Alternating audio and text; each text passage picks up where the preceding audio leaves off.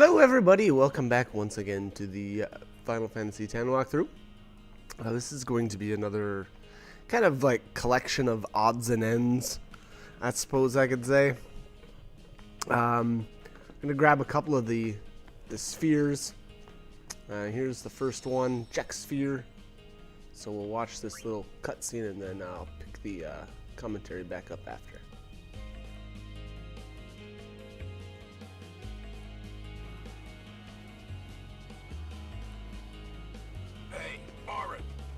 That last match? Yeah, but I don't understand why you wanted me to. Didn't you say you have Blitzball in your Xanarkand? Not a sportsman, are ya? Working on your form? My form don't need no work. I'm the Great Jet. It's for my kid. Your son plays Blitzball? Yeah, and he wants to beat his old man bad. Once I told him to give it up. He didn't speak to me for a week. Wonder what he's doing now. I hope he got bigger and put on some muscle. Hey, what's the big idea? Stop shooting.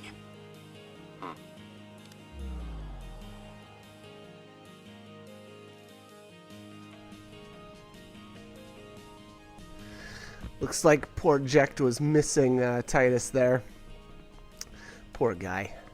All right. Anyways, let's move on here. This is the Aurochs locker room, and we'll be able to grab the Jupiter crest out of one of these lockers. It's one of these ones on the end here. There we go. All right. So that's the Jupiter crest that is used to power up Wakka's celestial weapon, which we will also be obtaining here.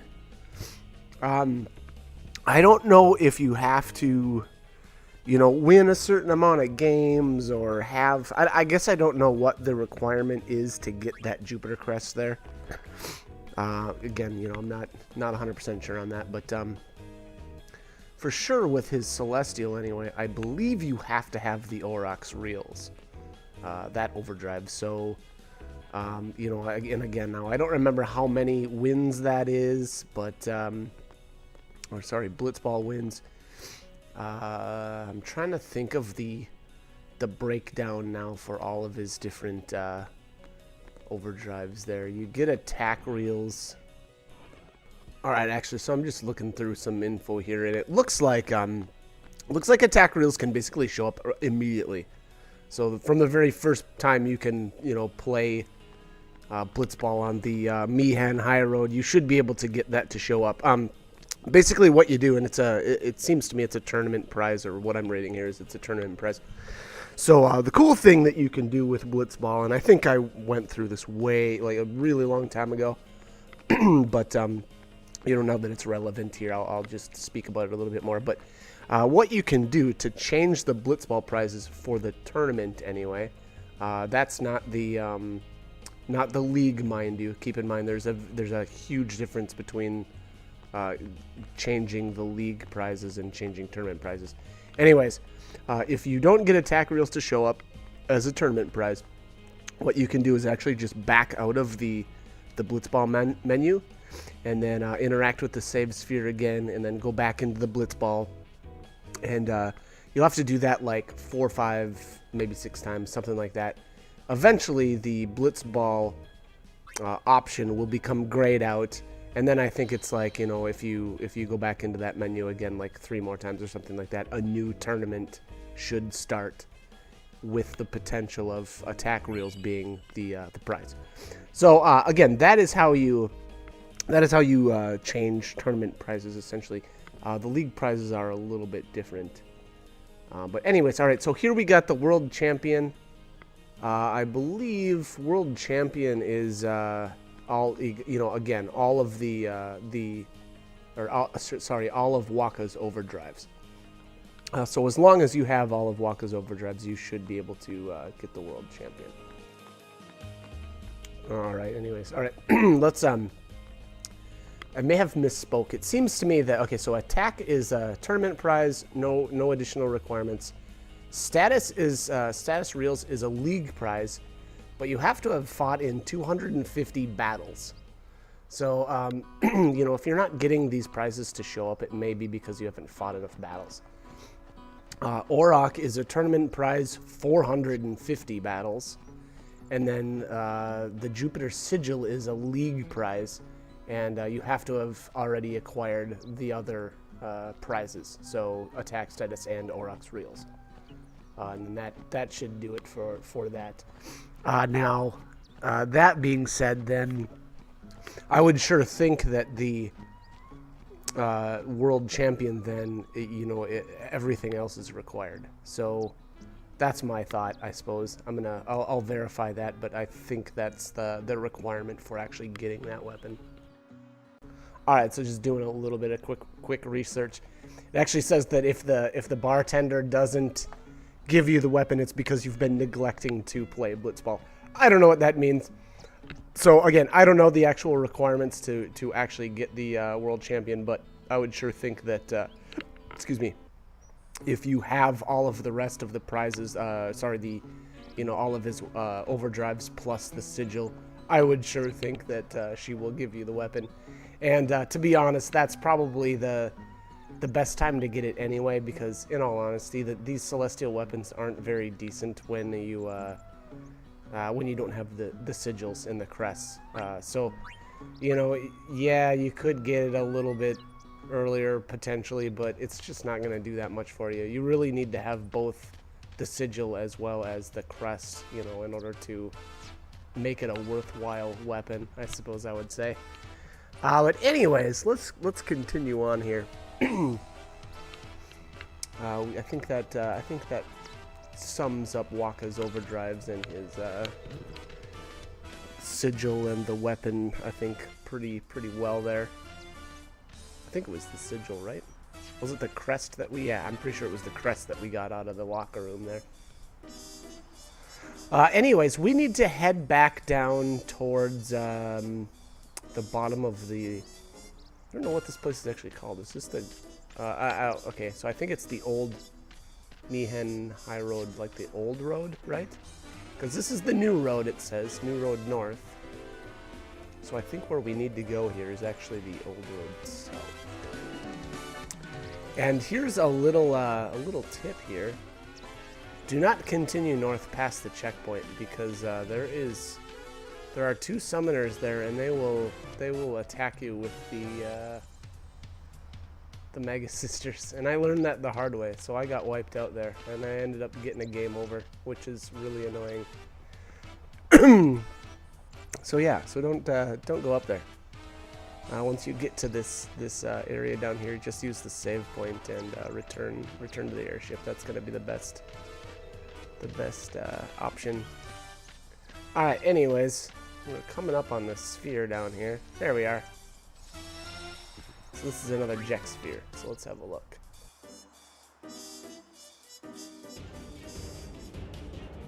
Giant fiend that attacks chocobos. What's it waiting for? Hey, come out and fight! I told you this was a waste of time. Hey, come on. It's the right thing to do. Everyone's depending on us. Besides, it's good practice. I guess you're right. Well then, Ah! There it is. Arin, let's get him! Right.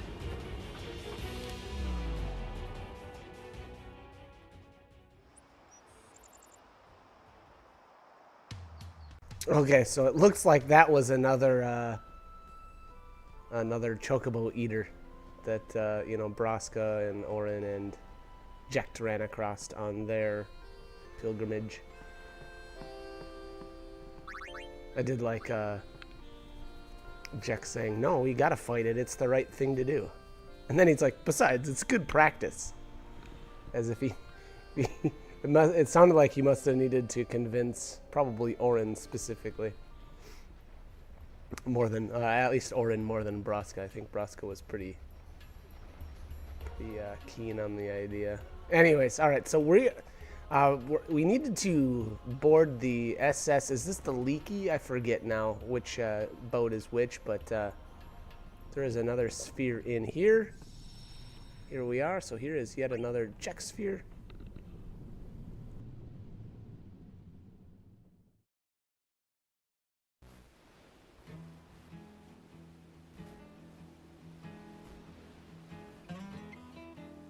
After you get that Aeon from Besaid. Where are we going? Back the way we came. Then we go north from Bavel and climb Mount Gagazet. Beyond it lies Xanarkand.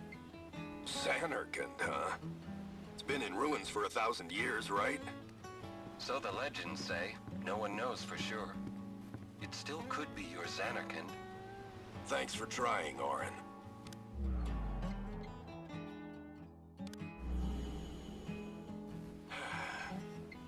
I thought if I went with you guys, I might find a way to go back. But it's not that easy. I'm sorry. No need to apologize, Braska. It's not your fault. I should be thinking about fighting Sin now anyway. Xanarkand can wait. But I will find my way back. Be careful, Jecht. Hey, I'll be all right. You're the one that should be careful. Wouldn't want your little girl to cry. She'll be all right. She's strong, like her mother was.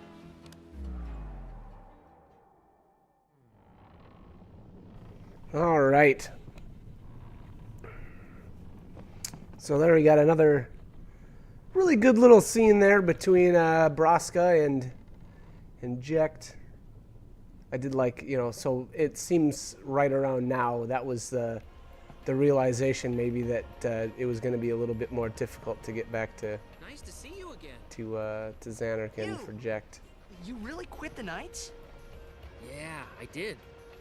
Elma was upset with me, but Captain Lucille understood. Now I'm working as a chocobo breeder on this ship. I really, really love taking care of chocobos. Being with chocobos all the time, I think I found my calling. And it's all thanks to you. Thank you. Well, I'm happy for you. Oh, yeah. I found this in one of the chocobo nests the other day. It's no use to me, so I want you to have it. I have to go now. It's time for lunch. Hey, I want to talk to you some more. Can't your stomach wait? I meant I have to feed the chocobos. They get really upset if they're not fed. See ya. All right, now I believe this is the last time that you ever run into Klasko. Don't think he shows up anywhere else, but obviously you do get a friend sphere. I'm not sure if that changes, you know, depending on what you told him way back at the, I think it was the travel agency in, sorry, excuse me, or near Makalania. I believe I went with, you know, I think I suggested he become a breeder instead of a chocobo knight. So again, now I don't know what happens if you try the other option. I don't know. And to be honest, I didn't even remember that that Klasko was here on this ship and gives you the friend sphere. I don't think I ever actually got that in any of my other playthroughs. So it was kind of interesting. Anyways, I think when we go down here, you can rest. Yeah, and then this will, I guess, this will pass the time, I suppose, on the ship, so that, yeah, because now we're here at the docks in Kilika. This lady up here selling armor is, there's actually a really good way to make money involving her. You can buy her gear and then toss, you know, like, I forget what it is, if it's HP plus 20% or whatever it is, but it's actually, it ends up being a really great way to make money. Maybe maybe later on I will do a little walkthrough, I suppose, on the better ways to make money in the game, because that does kind of come in handy. I sure think that one's the best one, if I remember right. I think you can, you know, and again, I don't remember 100% if it's like HP plus 5% or 10% or if it's 20%. Anyway, I believe it takes like stamina tablets or stamina springs or something like that. But it should only, if I remember right, it only takes 2 of them.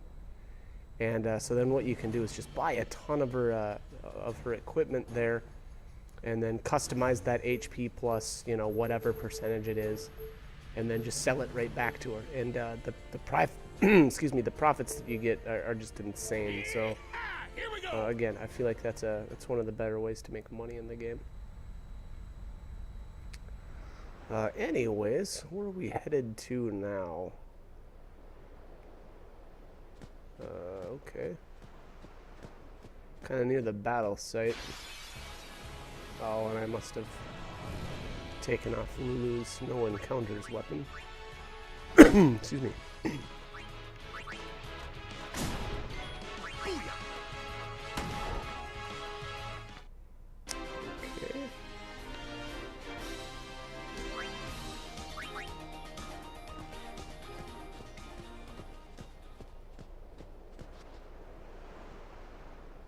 Oh, yeah, okay. I think this is where I decided to go get Orin's Celestial, if I remember correctly.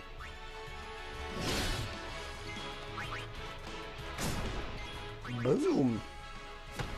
And, excuse me, a couple of videos, actually a lot of many videos prior to this, we obtained the rusty sword from the area near the entrance to the Cavern of the Stolen Faith. So that is just past the Calm Lands and in the Gorge area, I suppose, I think is what they call it. Ooh, treasure chest, hello. Soft ×4, okay. Kind of lame, kind of a lame prize there, but okay, whatever, we'll take it. But anyways, yeah, the rusty sword there is near, you know, or in the area of the gorge, and that is what we actually need to obtain Orin's celestial weapon. And man, of all the celestial weapons, his might be the coolest looking. I'm not 100% sure. I don't know. Calibolg is okay. The one that's Titus's. I don't know. God Hand I didn't really like that much. Let's see who else. Or Waka's. His is kind of, you know, his is just goofy. I don't know. Really, all of his weapons look kind of goofy, though. I mean, try catching a ball that's got that many spikes on it. Good luck, buddy. Anyways, I think, yeah, again, I think Orin's. Yeah, I'm pretty sure I like Orin's the best. Alright, anyways, let's keep capturing these guys. Looks like those dual horns I already have my limit, so I must have done some... Actually, I did, well, obviously I did most of my capturing off screen. Reason being, you know, there's just not, you're not going to get a whole lot out of that. It's just really, you know, cruising around in the same areas and trying to capture. It's kind of lame. Alright, anyways, here we are. So this area was blocked off by Clasko the first time we came through. Not that we would have, you know, got anything out of this, but... Alright, so you interact with the statue, use the rusty sword. And it looks like... Did he kill a... It looks kind of like he killed a behemoth or something there. Anyway. Alright, so the Celestial Mirror reacts. And here we've got... Now I can't remember the name of this one. Oh, it's the Masamune. I don't know why Riku comes running up here.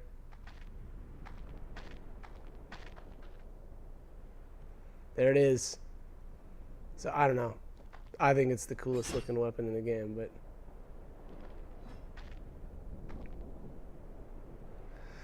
Alright, there it is. Let's continue on. Can't remember if there's any more spheres that we need to get. Actually, I know of one for sure. So the one way in, or there's one in Besaid, and unfortunately we're not going to be able to get in there for quite some time because the Dark Aeon Valefor is in the way. I don't really remember how... I think Valefor is the easiest of all the Dark Aeons to defeat, but I still waited quite some time to take him out for whatever reason.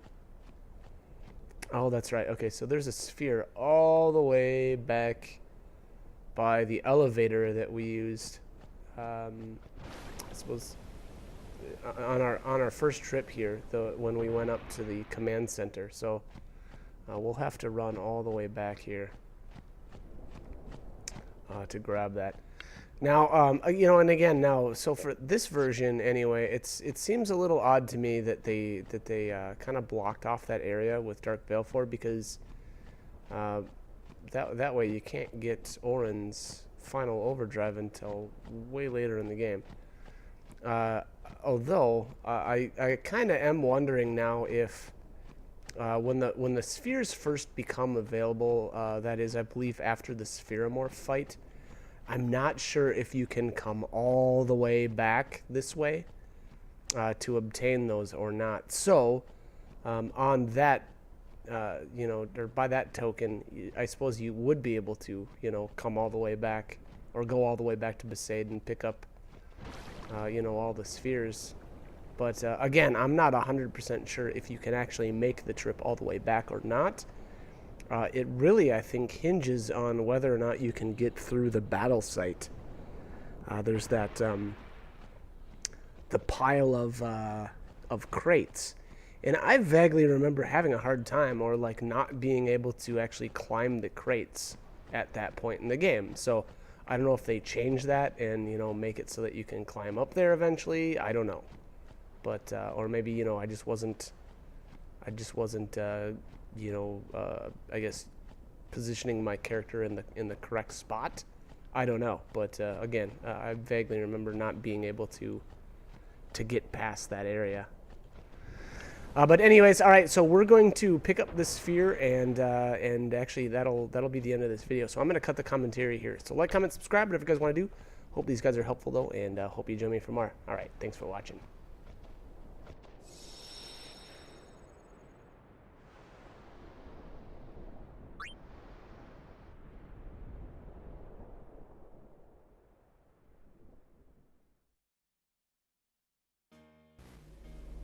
Thanks for everything, Keenock. I know I don't need to tell you this, but guard Lord Brasco well. That I will. And you'll be busy too. I heard they made you second in command. You know that promotion was meant for you.